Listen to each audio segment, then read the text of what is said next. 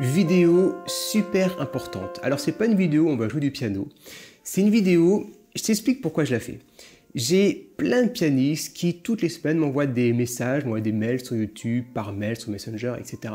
pour me dire qu'ils ont franchi le pas et qu'ils sont super heureux, super enthousiastes et que c'est un réel bonheur de pouvoir jouer du piano. Certains, ça fait des années qu'ils veulent en faire et je sens tout leur enthousiasme, toute leur passion qu'ils ont à avoir franchi le pas, après des fois des années d'attente, et de pouvoir commencer à apprendre le piano à travers mes vidéos YouTube ou mes formations. Et là, je me suis dit, il y a énormément de personnes que je rencontre sur YouTube par exemple, ou même quand je vais à des soirées, quand je fais du sport avec d'autres personnes, bref, on rencontre du monde toutes les semaines, qui me disent qu'ils aimeraient apprendre le piano. Ils aimeraient, mais n'ont pas encore franchi le pas. Et quand je vois tout le bienfait et tout l'enthousiasme de ceux qui franchissent le pas, je me suis dit, il faut que je fasse quelque chose pour aider ces personnes à se lancer à jouer au piano, à arrêter de procrastiner, de repousser les choses et d'enfin se faire plaisir. On n'a pas une vie qui dure l'éternité, alors faisons-nous plaisir dès qu'on peut. Donc, elle s'adresse à toi si ça fait des semaines, des mois ou des années que tu aimerais te lancer au piano et que tu t'es pas encore lancé au piano. Et elle s'adresse aussi à ceux qui ont du mal, même s'ils sont lancés, à pratiquer régulièrement. Je vais t'expliquer les blocages qui font qu'on n'arrive pas à se lancer à apprendre le piano ou qu'on n'arrive pas à maintenir un rythme, une régularité pour continuer à apprendre sereinement le piano. Il est immensément possible qu'après cette vidéo, tu files soit à ton magasin de piano acheter un piano et enfin te lancer, soit que tu commandes directement un piano sur internet que tu reçois dans quelques jours et que enfin tu fasses tes premières notes avec ton nouveau piano. Et ça serait une magnifique victoire pour toi.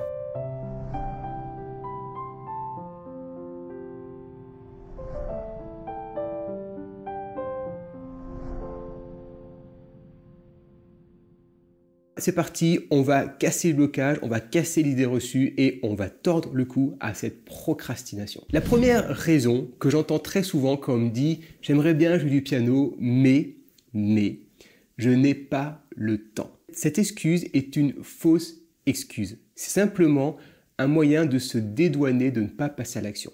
Tu peux très bien apprendre le piano avec par exemple 15 minutes de pratique tous les 2 jours. Je pense qu'il y a très peu de personnes qui n'ont pas 15 minutes tous les 2 jours. 15 minutes, c'est rien. Et quand on voit le temps qu'on passe devant la télé, devant Netflix, à regarder les réseaux sociaux, à scroller, à regarder, je sais pas, les actualités, 15 minutes, tu peux très facilement les trouver. Donc ce que tu peux faire pour trouver du temps, c'est faire un bilan de tes journées. Qu'est-ce qui te prend du temps? Et essaie de trouver qu'est-ce que tu pourrais réduire. Ça peut être, par exemple, si tu regardes, comme je t'ai dit, la télé, par exemple, si tu fais, je sais pas, 2 heures de sport par jour, peut-être, ou tous les 2 jours, ou tous les 3 jours, enlever un petit peu moins. Si par exemple, tu passes beaucoup de temps à cuisiner, peut-être optimiser un petit peu ça, tu vois. Et si tu passes du temps dans, je sais pas, les trajets, les quelque chose. Bref, je te garantis qu'en faisant un bilan, tu peux facilement trouver 15 minutes par jour. Et donc, le blocage de « j'ai pas le temps », on peut l'enlever. Deuxième blocage, c'est qu'on me dit « ouais, le piano, j'aimerais bien l'apprendre, mais c'est trop compliqué et c'est intimidant ». C'est vraiment intimidant le piano. Quand on y réfléchit, tu conduis une voiture probablement, tu conduis à 130 sur l'autoroute. T'imagines un peu le danger malgré tout de conduire à 130 sur l'autoroute. Le moindre pépin, c'est quand même ta vie qui est en danger. Ça, c'est intimidant de conduire vite sur une route. Et pourtant, conduire sur l'autoroute te paraît sûrement moins intimidant que de jouer au piano. Alors que il n'y a aucun danger pour ta vie quand tu joues au piano. Tu joues seul, tu joues chez toi, personne ne te regarde. Le piano, c'est pas intimidant. C'est parce que c'est quelque chose de nouveau. Tout ce qui est nouveau peut paraître intimidant. Est-ce que le piano est compliqué? C'est pas plus compliqué qu'apprendre à lire, qu'apprendre à écrire, qu'apprendre à conduire. Si tu apprends le piano de la bonne façon, avec une bonne méthode, soit un bon professeur, soit une bonne formation qui est structurée, qui est ludique, qui est fluide, je te garantis que toute la complication qu'on peut effectivement trouver parce que c'est mal expliqué, c'est mal fait, c'est mal imbriqué, toute cette complication, tu l'enlèves. Et je te dis ça parce que j'ai plein d'élèves de mes formations qui me disent que le piano, c'est bien plus simple que ce qu'ils pensaient. Parce que quand tu as une structure, quand tu as une formation étape par étape et tu as juste à dérouler quand c'est bien compris, quand c'est bien appliqué, ça devient beaucoup plus simple. Donc, est-ce que le piano est compliqué ? Non, c'est la façon de l'apprendre qui peut être compliquée ou pas. Un troisième argument qu'on me sort aussi souvent, c'est j'aimerais bien apprendre le piano, mais j'ai pas les moyens, un piano c'est trop cher. Alors attention, parce que souvent il y a une petite confusion. Quand on me dit ça, on pense à un piano acoustique. Et effectivement, des pianos acoustiques, c'est directement plusieurs milliers d'euros. Mais il existe des pianos numériques, donc qui se branchent avec une prise, qui coûtent dans les 200 euros. Je t'ai fait un test. Si tu tapes dans la barre de recherche de ma chaîne YouTube, tu te mets test piano numérique, tu vas tomber sur une vidéo test où je te teste un piano dans les 200 euros. Un excellent rapport qualité-prix. C'est pas cher, les sons ils sont bons, c'est parfait pour débuter, tu as tout ce qu'il te faut.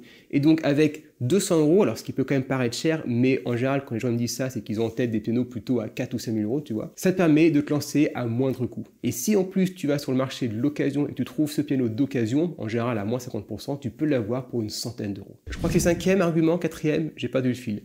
C'est je sais pas comment m'y prendre. J'aimerais jouer tout, mais je sais pas comment faire, je sais pas où aller, je sais pas comment apprendre. Alors ça, effectivement, il y a quelques années, je t'aurais dit qu'il y a une certaine légitimité dans cet argument parce qu'effectivement, avant, c'était soit un professeur, soit rien. Et du coup, un professeur, déjà, il faut se déplacer. C'est quand même cher, un professeur. Et puis, ça veut dire qu'il faut travailler toutes les semaines. Il faut que toutes les semaines, tu y ailles. Si tu n'as pas travaillé, tu as un cours qui te sert pas grand chose. Moi, des fois, quand j'avais un professeur avant, j'avais pas travaillé. Du coup, en fait, j'en faisais la même chose qu'il y a une semaine, donc inutile. T'as pas forcément la main sur ce que tu veux jouer, parce que des fois, il y a des professeurs qui t'imposent des styles ou des partitions que t'as pas envie de jouer. Du coup, t'es pas motivé. Du coup, t'arrêtes le piano parce que tu prends plus de plaisir à jouer au piano. Bref, ça, c'était avant. Maintenant, tu as un deuxième chemin, c'est les formations en ligne pour apprendre le piano, où tu choisis ta formation, ton style, les morceaux, c'est structuré. Tu fais ça depuis chez toi, dans ton salon, avec un petit thé à côté de toi, ton petit chat sur les genoux, ou ton chien qui te mange le tabouret. Et tu fais ça à ton rythme. Tu travailles quand tu veux. Tu peux travailler à fond une semaine et puis partir une semaine en vacances tranquillement. Bref, c'est super bien fait. En plus de mes formations, je suis toujours là. Du coup, tu m'envoies une question n'importe quand, je te réponds. Tu es sûr de jamais être bloqué. C'est quelque chose qui marche super bien. Petit point de vigilance, je te déconseille vraiment très fortement les méthodes papier. Pour deux raisons, parce que les méthodes papier, c'est valable que si tu as un professeur à côté de toi qui te montre comment faire. Une méthode papier ne se suffit pas à elle-même. Et parce que apprendre de la musique, qui est quelque chose d'audio et de visuel pour voir ses mains, à travers un papier qui n'a ni l'audio ni le visuel, c'est le pire support pour apprendre de la musique. Apprendre la musique, il faut que tu aies des vidéos pour entendre et pour voir toute la gestuelle et les explications. Un sixième blocage ou cinquième, moi j'ai vraiment perdu le fil, c'est je suis trop vieux, c'est trop tard. Alors ça, je t'avoue, j'ai jamais trop compris cet argument. Pourquoi c'est trop tard? Jouer au piano, c'est se faire plaisir. Pourquoi c'est trop tard pour se faire plaisir? Tu joues au piano 1 heure, tu te fais plaisir 1 heure. Et il n'y a pas d'âge pour se faire plaisir. Et si tu apprends plus lentement, et alors? Tu n'as jamais tout appris en musique. Donc c'est pas grave si tu apprends plus lentement. Ce qui est important, c'est qu'en chemin, tu te fasses plaisir. Ce qui est important, c'est que dès que tu joues, tu aimes faire ce que tu fais et tu prennes plaisir. Imagine par exemple, tu joues au piano plus lentement, ok? Imagine que, je sais pas, tu manges plus lentement. Tu vas pas te priver de manger un super gâteau au chocolat sous prétexte que tu le manges plus lentement, tu vois? Parce que dès que tu vas le manger, tu vas prendre du plaisir à le manger. Ça sera plus long, mais tu prendras du plaisir à le manger. Au piano, c'est pareil, tu vas prendre du plaisir à jouer du piano. Il n'y a pas d'âge pour apprendre le piano. J'ai des pianistes qui ont plus de 80 ans et qui s'éclatent à jouer au piano. Donc, je suis trop vieux. Je pense que les personnes pensent qu'il y a un objectif, une fin au piano. Ok? Si tu veux tout apprendre sur la musique, il faut que tu vives 3000 ans.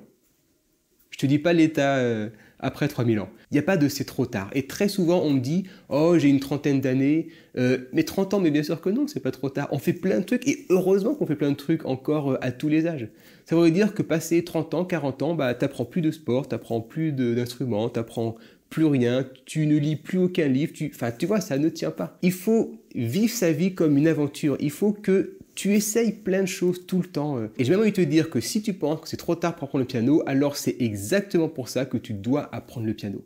Parce que ça va t'apporter un renouveau, toi, une espèce de bouffée d'oxygène, et tu vas voir que ça va te faire un bien fou. Tu peux mettre en commentaire, toi, quel est le plus gros blocage que tu as qui t'empêche de jouer au piano, ou quel est le blocage que tu as eu et que tu as réussi à vaincre, pour voir un peu les principaux blocages et comment les pianistes sont arrivés à les éviter pour que ça aide tous ceux qui voient cette vidéo à franchir le pas. J'attends tout ça en commentaire. Un dernier blocage que j'entends aussi souvent et de plus en plus, je pense que c'est une espèce de tendance générale, c'est que j'ai pas l'énergie pour me mettre au piano. C'est que j'ai envie, j'ai le temps, j'ai l'argent pour acheter un piano, mais j'ai pas l'énergie. J'ai une espèce de flemme, tu vois, pour apprendre le piano. Je dis ça parce que je constate quand même qu'il y a une espèce de tendance à ce manque d'énergie. Et effectivement, si tu as une journée fatigante, si par exemple tu fais un travail que tu n'aimes pas, et ça concerne beaucoup de personnes, je sais plus, mais j'ai vu une étude il n'y a pas longtemps, Je crois qu'il y a 7 Français sur 10 qui n'aiment pas le travail qu'ils font, ils ne sont pas satisfaits, ils n'ont pas de reconnaissance et donc du coup, ils font un travail mais qui ne leur donne pas vraiment envie, tu vois. Et ça, effectivement, ça te pompe beaucoup d'énergie, non seulement sur ton temps de travail, mais aussi le soir sur ton temps personnel. Parce qu'avoir une journée démotivante, ben le soir, tu es démotivé, tu n'as pas envie de jouer de la musique, tu n'as pas envie d'aller au sport, tu n'as pas envie de sortir, tu n'as juste pas envie. Et tu as une démotivation. Et ça, je comprends très bien. Et on peut voir même que le simple fait, le temps, quand tu as un soleil, t'es dynamique, tu as la pêche, tu peux soulever les montagnes. Et quand dehors, il fait nuit tôt, il pleut, par exemple l'hiver, comme là, tu sens que tu as un peu moins d'énergie. Mais tu en as quand même toujours. Donc, ce que tu peux faire pour ça, c'est de faire un bilan un peu de tes journées, essayer de modifier ce qui ne va pas. Ou essayer de rajouter des choses pour que tu retrouves un peu un gain d'énergie. Par exemple, tu peux apprendre le piano le matin, quand tu te réveilles, tu vois, là où tu as en général un maximum d'énergie, pour que tu puisses retrouver ce dynamisme. Après, tu as des solutions un peu plus drastiques, forcément, changer de métier ou autre. Je sais que ça peut paraître beaucoup, mais quand tu vois l'impact que ça a sur toute ta vie, je précise encore une fois, vie professionnelle et personnelle, retrouver cette énergie et du coup pouvoir faire 1000 choses, avoir un sentiment énorme d'accomplissement, de satisfaction et de toujours faire des choses nouvelles et de t'enrichir constamment, c'est une décision qui peut paraître difficile mais qui est énormément récompensée. Tu peux également analyser un peu ton énergie parce qu'il y a plein de choses qui rentrent dedans. Est-ce que tu manges bien? Est-ce que tu dors bien? Est-ce que tu fais des choses que tu aimes faire? Bref, ça après c'est à toi de voir un peu comment faire pour remettre de l'énergie ou pour enlever les choses qui te mangent de l'énergie. Et au final, tu sais ce qui fait vraiment peur là-dedans, c'est l'engagement. Quand une personne se dit « je vais mettre au piano », dans sa tête, elle se dit « ok, je fais ce choix et je le fais à vie ». Et là, je dis « wow, non, tu ne le fais pas à vie ». Essaye par exemple de te dire « ok, je joue au piano pendant 3 mois, j'essaye 3 mois. Et je vois ensuite, si ça me plaît, je continue, si ça ne me plaît pas, j'arrête. » Et là, tu vois que tout de suite, toute la pression que tu te mets un petit peu, elle s'en va. Parce que tu passes de quelque chose où tu t'engages à jouer au piano à une phase de test pendant 3 mois. Moi, c'est ce que je fais beaucoup dans mon activité de pianiste, c'est que quand j'ai un projet ou une nouvelle chose, je le fais pendant un trimestre et ensuite je vois si ça marche ou pas. Il n'y a rien de définitif. Ton piano, et si après 3 mois, finalement, tu n'aimes pas ou tu n'y arrives pas et tout, tu revends ton piano, tu vas perdre un petit peu. Et puis voilà, tu vends ton piano, tu vends tout. Tu peux commencer à apprendre gratuitement, par exemple, sur ma chaîne YouTube, commencer à pianoter un petit peu. Il y a une playlist spéciale débutant. Et donc, tu peux commencer à faire tes premières notes gratuitement. Il n'y a pas d'engagement sur rien, ni le piano, ni YouTube, ni autre. Fais des phases de test, ok? Tu ne mets pas la pression en te disant, je m'enferme dans quelque chose et si j'aime pas, je suis piégé dedans. Et ça t'enlève un gros poids sur les épaules. Partage cette vidéo, mets-moi en commentaire les blocages que tu vis, il y en a sûrement d'autres que j'ai pas énumérés, ça m'intéresse de les savoir. Je te souhaite une excellente journée et je te dis du fond du cœur, lance-toi au piano.